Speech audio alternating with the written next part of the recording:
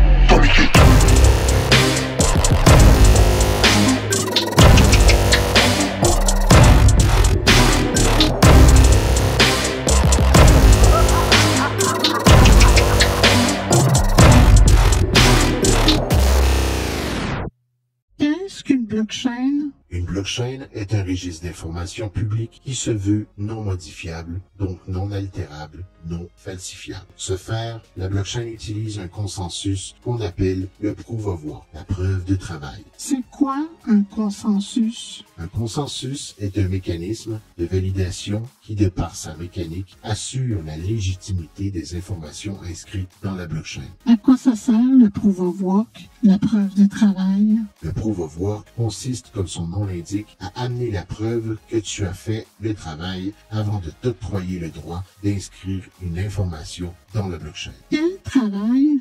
La première tâche d'une blockchain est de répertorier les transactions d'échange entre deux entités. Pas de calcul pour l'instant, seulement répertorier les transactions qui demandent à être traitées, donc enregistrées dans le registre public des transactions.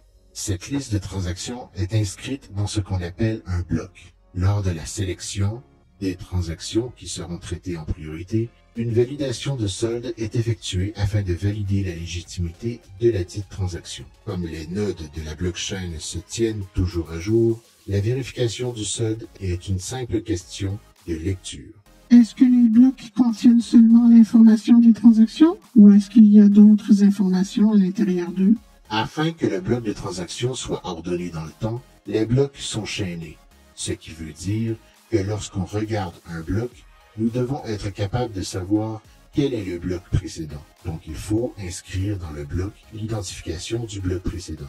Et quoi de mieux qu'une photo du bloc précédent pour le représenter? C'est à ce moment que le plus intéressant du travail commence.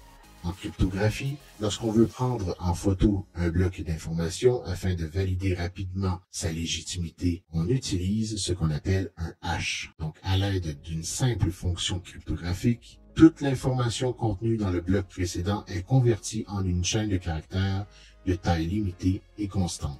Donc, si la fonction de hash crée une chaîne de caractères de 256 bits, par exemple, tous les identifiants du bloc auront 256 bits, donc 256, 0 ou 1. C'est beaucoup plus simple et beaucoup moins coûteux en temps et en ressources de vérifier 256 bits que 24 576 000 bits, soit 3 mégaoctets, la taille d'un bloc de Bitcoin. OK, mais qu'est-ce qui crée les blocs? Ce calcul de hash est et la création des blocs de transaction sont effectués par des automates. Les automates ont un coût d'exploitation, soit un coût matériel et un coût en énergie. Donc l'automate qui traite un bloc de transaction est récompensé par un montant attribué par le système. Ce montant n'a pas de source. Il est créé du néant, ce qui signifie que la valeur totale des jetons en circulation est incrémentée de ce montant à chaque bloc afin que tous les jetons ne soient pas attribués en quelques secondes et afin que la blockchain reste profitable pour les automates. La blockchain implémente ce qu'on appelle une difficulté.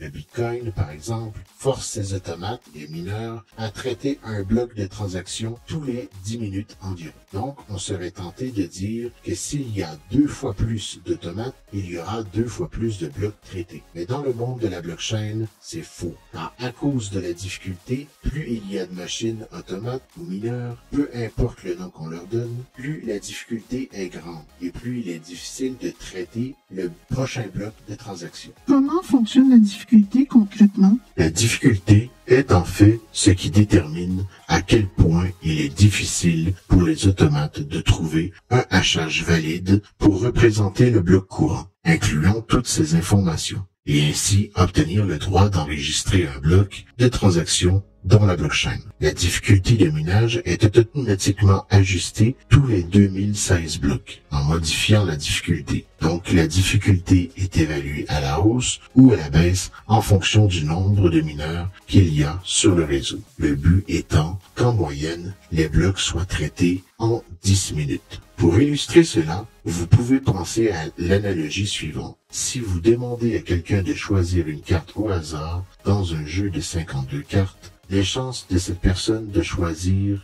une carte inférieure à un roi, c'est-à-dire 44 cartes possibles, l'as étant la plus haute carte du jeu, sont inférieures aux chances de choisir une carte inférieure à 5, c'est-à-dire seulement 12 cartes possibles. En moyenne, cette personne choisira une carte au hasard qui est inférieure à 5 seulement 23% du temps et devra donc choisir en moyenne 5 cartes différentes au hasard avant de choisir une bonne carte. Dans le monde de la blockchain, la difficulté ressemble à ça. Lorsqu'il y avait un seul automate, n'importe quelle carte était valable, mais plus il y a de mineurs, plus l'exigence sur les restrictions augmente, passant de n'importe quelle carte à une carte en bas de l'as, puis ensuite une carte en bas du roi, moins qu'une dame, moins qu'un valet, etc. Bien entendu, dans le monde de la blockchain, il y a beaucoup plus que 52 cartes possibles. Et les cartes sont en fait le nombre de bits à 0 en début de chaîne.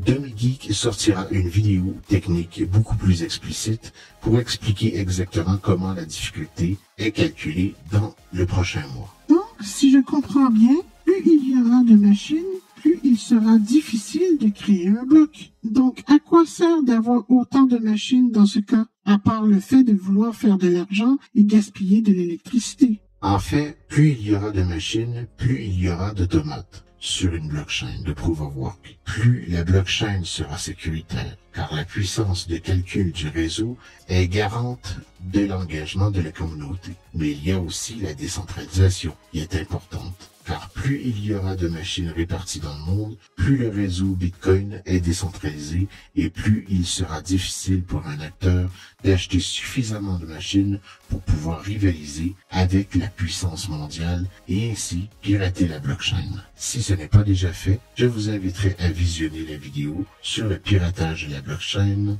en commençant par pirater la blockchain partie 1. D'accord. Mais est-ce que la blockchain est utilisée seulement pour faire de l'échange de crypto-monnaies comme le Bitcoin? Non, la blockchain de la Bitcoin a été conçue dans ce sens, mais par la suite est venue la blockchain de l'Ethereum qui a complètement bouleversé le monde de la blockchain à son tour. Une blockchain dont nous parlerons lors de notre prochaine vidéo, vendredi le 8 avril 2022. Si vous avez apprécié cette vidéo, veuillez s'il vous plaît mettre un petit pouce bleu et vous abonner si ce n'est pas déjà fait, histoire de ne pas rater nos prochaines vidéos. À bientôt!